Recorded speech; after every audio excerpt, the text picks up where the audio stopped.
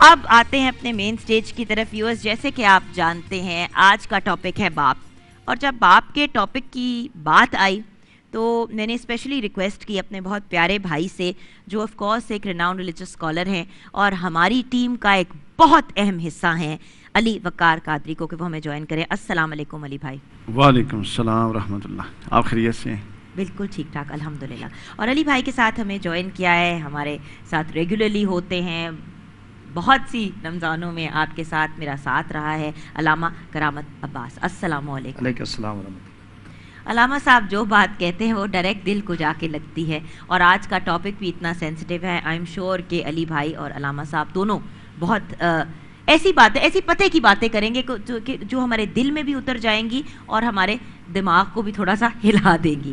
علی بھائی, سب سے پہلے تو بیکاز آپ میڈیا کا بھی بہت امپورٹنٹ حصہ ہیں, آپ سے میں یہ سوال شروع کروں گی جس گلے سے میں نے پروگرام آج شروع کیا, کہ میڈیا میں ہم باپ کے ٹاپک کو اتنا کیوں نہیں ہائی لائٹ کرتے جتنی ماں کا. ہمیں ہمیشہ کہا گیا ہے کہ والدین کی خدمت کرنی ہے, والدین کو اف تک نہیں کہنی, بٹ ہم بات صرف ماں کی طرف لے جاتے ہیں. اینڈ بینگ اے وومن میں اس لیے پوچھ رہی ہوں کیونکہ میری اہمیت اتنی ہی ہے گھر میں جتنی میرے شوہر کی ہے.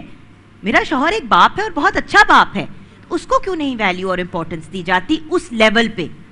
جی علی بھائی. بسم اللہ الرحمن الرحیم. بہت ٹائم کے آغاز میں بھی اور ابھی بھی جس شکوے کی طرف اشارہ کیا, سب سے پہلے تو یہ ہے کہ اس کو ہم انڈورس کرتے ہیں, اور یہ ایک فیکٹ ہے کہ اس طرف توجہ عام طور پہ کم جاتی ہے, اور اس کے کم جانے کے جو ریزنز ہیں, جو اس کے وجوہات ہو سکتی ہیں, وہ کئی ہو سکتی ہیں. لیکن یہ ہمارے اپنے اینڈ پہ یا ہمارے معاشرتی اینڈ پہ یا ہمارے کلچرل فیکٹ تو ہو سکتا ہے, لیکن جو ہمارا دین ہمیں رہنمائی کرتا ہے اس میں یہ تفرد اور یہ فرق اور یہ تقسیم جو ہم نے خود سے بنا رکھی ہے یہ موجود نہیں ہے. آپ نے خود بھی اشارہ کیا, قرآن مجید میں جہاں پر مخاطب ہوا ہے ہما کے صیغے کے ساتھ کیا گیا, اور یہ عربی میں ہما کا مطلب ہوتا ہے دونوں. کہا گیا ولا تقل لہما اف, دونوں کو اف نہ کہو, دونوں کے ساتھ نرمی کرو, دونوں کے ساتھ کریمی کے ساتھ چلو, دونوں کے آگے اپنے بازو ذلت سے جھکا دو اور ان کی بات کو مانو. تو یہ پہلی بات تو یہ ہے کہ یہ ہمارا معاشرتی فیکٹ ہے, قرآن و سنت میں اور اللہ کی تعلیمات میں یہ تقسیم نہیں ہے. دوسری چیز یہ ہے کہ دیکھیے جب ہم شروع کرتے ہیں نا, اب ہم نیچرل باتیں کرتے جاتے ہیں تو دیکھیے کیا لطف آئے گا. پہلی نیچرل بات قرآن سے جو آتی ہے, اللہ فرماتا ہے, دو مقام قرآن پہ ایسے ہیں کہ اللہ نے توحید کا درس دیا کہ مشرک نہ بنو, میرے برابر کسی کو لا کے کھڑا نہ کرو, اور فوراً دوسرا درس دیا کہ اس کے بعد اگلا حکم ہے میرے بندوں یہ ہے کہ ماں باپ کے احسان کو یاد رکھنا. اور اللہ نے خود کو رب کہا, اور اس کے علاوہ اللہ نے پورے قرآن میں کسی کو رب نہیں کہا, ماں باپ کو رب کہا. لغوی معنی میں رب کون ہوتا ہے؟ جو درجہ بدرجہ پرورش کرتا ہے, جو درجہ بدرجہ پروان چڑھاتا ہے. آپ دیکھیے اگر معجزاتی پروان ہوتی, ایک لمحے میں بچہ پیدا ہوا, اگلے لمحے میں وہ بڑا ہو گیا, باشعور ہو گیا, اور تیسرے لمحے میں داخل ہوا تو اس کی زندگی پریکٹیکل لائف میں بدل گئی, تو پھر وہ معاملہ نہیں بنتا. یہ ہر رات جاگنا, ہر دن پیٹ کاٹنا, ہر گرمی میں محنت کرنا, مشقت کرنا. تو اللہ نے کہا کہ اے باری تعالیٰ ہمیں دعا سکھائی کہ ان کو اسی طرح ان پر فضل فرما جس طرح جب ہم چھوٹے تھے یہ ہم پر فضل فرما کے, ہم پر رحم کر کے ہمیں درجہ بدرجہ پالتے تھے, اپنے آپ کو کاٹتے تھے اور ہمیں جوڑا کرتے تھے. اور پھر قرآن ہی میں اللہ نے دو بندوں کا شکر ادا کرنے کے لیے کہا. یہ بالکل واضح قرآن ہے. اللہ فرماتا ہے میرا شکر ادا کرو, میں تمہارا رب ہوں, خالق مالک رزاق, سب کچھ میرے ہاتھ میں ہے. اور اس کے بعد اللہ کہتا ہے کہ اپنے ماں باپ کا حق ادا کرو اور ماں باپ کا شکر ادا کرو. جی علامہ صاحب اسی بات کو آگے لے کے. بسم اللہ الرحمن الرحیم. بہت ہی اہم ٹاپک ہے آج کا باپ کے حوالے سے. میں سمجھتا ہوں جو اپنی جوانی کو اپنے بچوں کو جوان کرنے کے لیے سڑکوں کی نظر کر دے, اس شفیق ہستی کو باپ کہتے ہیں. جو اپنے مضبوط ہاتھوں کو اپنے بچوں کو جوان کرنے پہ لگا دے اور آخر میں ضعیفی میں وہ ہاتھ کانپنے لگیں, اس ہستی کا نام باپ ہے. جو اپنی زندگی کے ایک ایک لمحے کو, اپنے اس جسم کو سورج کی شعاؤں کے سامنے رکھ کر اپنے بچوں کو چھاؤں مہیا کرے, وہ باپ ہے. قرآن مجید میں ارشاد ہوا وَالتِّینِ وَالزَّیتُونِ وَالطُّورِ سِینِینَ هَٰذَا بَلَدُ الْأَمِینُ لَقَدْ خَلَقْنَا الْإِنسَانَ فِی أَحْسَنِ تَقْوِیمٍ. 30واں سپارہ سورہ والتین میں اللہ نے ارشاد فرمایا مجھے تین کی قسم, زیتون کی قسم, طور سینینا کی قسم, امن والے شہر کی قسم, ہم نے انسان کو آسن تقویم پیمانے پر پیدا کیا. یہاں باپ اور ماں کی عزت پر ایک خوبصورت فکر میں اپنے معزز سننے والوں کی نظر کرنا چاہتا ہوں. علامہ علی وقار نے بڑی خوبصورت بات کی کہ اللہ کے نبی سے صحابہ کرام رضوان اللہ اجمعین نے پوچھا یا رسول اللہ آسن تقویم پیمانے سے کیا مراد ہے؟ تو میرے نبی نے فرمایا اللہ نے ہر انسان کو فطرت اسلام پر پیدا کیا ہے. اللہ نے کسی کو کافر پیدا نہیں کیا، پالنے والا اسے مذہب دیتا ہے. یعنی ہمارے ماں باپ کا، ویسے تو ہر مذہب میں ماں باپ کے احترام کا تصور ہے، ایسا نہیں ہے. تورات، زبور، انجیل، قرآن مجید، یہ چاروں کتابیں ماں باپ کی عزت کا درس دیتی ہیں. لیکن قرآن چونکہ ایک عالمگیر کتاب ہے، اس کا نبی رحمت للعالمین ہے، یہ کتاب عالمین کے لیے ہے. تو اس زمن میں میرے نبی نے فرمایا کہ پالنے والا بچے کو مذہب دیتا ہے. جیسا بچہ آتا ہے وہ فطرت اسلام پر ہوتا ہے، کسی کے گھر میں بھی پیدا ہو. ہمارے ماں باپ کا سب سے پہلا احسان یہ ہے کہ انہوں نے کان میں آذان دے کر ہمیں یہ بتایا کہ تم مسلمان ہو. ہماری ماؤں نے توتلی زبان سے بتایا کہ بیٹا تو ایک مسلمان کے گھر پیدا ہوا ہے. ہمارے باپ نے، اب بات چونکہ آج کے عنوان کی ہے باپ کی، جیسے پالنے والا ویسے پلنے والا. باپ اگر یعقوب ہو تو بیٹا یوسف علیہ السلام بنتا ہے. باپ اگر ابراہیم علیہ السلام ہو تو بیٹا اسماعیل علیہ السلام بنتا ہے.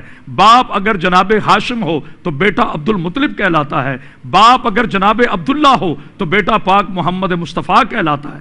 باپ ابو طالب ہو تو بیٹا علی مرتضیٰ کہلاتا ہے. اور باپ علی مرتضیٰ ہو تو بیٹا شہید کربلا کہلاتا ہے. یہ اسلام میں باپ کی اہمیت ہے. اور باپ وہ، اس میں یوں مثال دوں گا جو بہنا میرے معزز سننے والے، اللہ سب کے روزے قبول فرمائے. میری قوم کی بیٹیوں کو اللہ سلامت رکھے. اللہ ہمارے اس عظیم پاکستان کو اپنے حفظ و امان میں رکھے، اس کے امن کو سلامت رکھے.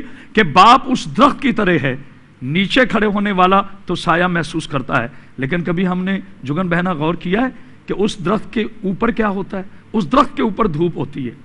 وہ درخت جو ساری دنیا کو چھاؤں فراہم کرتا ہے، اس درخت کے اپنے اوپر دھوپ ہوتی ہے. لیکن علامہ صاحب بڑا دکھ ہوتا ہے جب میں بچوں کے منہ سے سنتی ہوں کہ بابا آپ نے ہمیں کیا بنا کے دیا. جب ماں باپ بوڑھے ہو جاتے ہیں، اسپیشلی باپ کو گھوم کے کہتے ہیں ساری زندگی آپ نے کام کیا، ہمیں کیا حاصل ہوا. مجھے اتنا دکھ ہوتا ہے یہ سن کے کہ جس ماں اور باپ کا تمہیں شکر ادا کرنا چاہیے ہر لمحے، جن کی وجہ سے تمہاری سانسیں جاری ہیں، تم اس باپ سے پوچھ رہے ہو کہ تم نے مجھے کیا دیا، اور پھر گھروں سے نکال دیتے ہیں ماں باپ کو. یہ وہی بات ہے، میں نے ایک پروگرام میں کہا تھا کہ معاشرہ کب ٹھیک ہوگا. میں نے کہا جب اولڈ ہوم ختم ہو جائیں گے. خدا کی عزت کی قسم، ایک باپ 8 بچوں کو پالتا ہے، 8 بیٹے ایک باپ کو نہیں پال سکتے. یہ ہمارے لیے سب سے بڑا لمحہ فکر ہے. اور وہ ہم نے باپ کو مزدور سمجھا ہے، ہم نے باپ کو مجبور سمجھا ہے. وہ ہاتھ جو تمہیں چلنا سکھاتے ہیں، وہ ہاتھ جو تمہاری انگلی پکڑ کر تمہیں پہلی دفعہ چلنا سکھاتے ہیں. ایک چھوٹی سی حکایت یاد ہے. ایک بچہ اپنے باپ سے پوچھتا ہے بابا یہ سامنے کیا بیٹھا ہے؟ اس باپ نے کہا بیٹا کوا. پھر پوچھتا ہے بابا یہ کیا بیٹھا ہے؟ اس نے کہا کوا. وہ باپ پرانا تھا، لکھتا گیا. 70 مرتبہ بچے نے پوچھا، 70 مرتبہ باپ نے جواب دیا. اور وہی باپ جب بوڑھا ہو گیا، اسی باپ نے اپنے بیٹے سے پوچھا بیٹا یہ سامنے کیا بیٹھا ہے؟ کہتا بابا کوا. بیٹا یہ سامنے کیا بیٹھے؟ کہتا بابا کوا. تیسری مرتبہ پوچھا تو بیٹے کے لہجے میں سختی آ گئی. بابا تم بوڑھے ہو گئے ہو، کہا نا کوا بیٹھا ہے. اس نے کہا بیٹا وہاں سے ذرا کتاب اٹھا لانا. وہ لے کے آیا، کہا اس کو پڑھو. تم نے 70 مرتبہ پوچھا تھا اور میں نے 70 مرتبہ مسکرا کے جواب دیا تھا. آج میری تیسری دفعہ پر تم غصہ کر گئے. اسی لیے قرآن نے فرمایا وَبِالْوَالِدَيْنِ احسانا، اپنے والدین پہ احسان کرو. کاش ہم احسان کے فلسفے کو سمجھتے. احسان کرنا ہے اور کر کے جتلانا نہیں ہے. ان کی آوازوں سے اپنی آوازوں کو بلند نہ کرنا ورنہ تمہارے اعمال حبط. علی بھائی کیا پرابلم ہے ہماری سوسائٹی میں، اور یہ ایشو بہت زیادہ اب دیکھنے کو مل رہا ہے کہ باپ ماں، کیونکہ باپ کا ٹاپک ہے، باپ اولاد، مطلب اولاد اپنے ماں باپ کو اور اسپیشلی باپ کو برداشت ہی نہیں کر پاتی. وہ باپ جو ہمارے لیے سارا دن محنت کرتا ہے، گھر آ کے تھکا ہارا ٹوٹا ہوا، بچے کہتے ہیں بابا میرے ساتھ کھیلو، بابا مجھے باہر لے جاؤ، بابا پھر باہر بھی لے کے جاتا ہے. گھر آتا ہے، اگر ماں رات جاگتی ہے تو بچے کی رونے کی آواز سے باپ بھی تو جاگتا ہے. باپ بھی جاگتا ہے، ساری رات جاگتا ہے. ماں تو سارا دن پھر گھر میں ان کی کر رہی ہوتی ہے نا. باپ تو سارا دن مزدوری کر کے آ رہا ہوتا ہے، تو باپ بھی جاگتا ہے. اور ہم پر جو بہت بڑا زوال ہے، وہ زوال یہی ہے کہ ہم وہ خان کی سسٹم، خاندانی نظام جو چلانا چاہیے تھا، اور اس میں جو باپ کا سربراہ کا جو ہونا چاہیے تھا مقام و منصب. آپ دیکھیے انہوں نے باپ کی مثال درخت کی دی.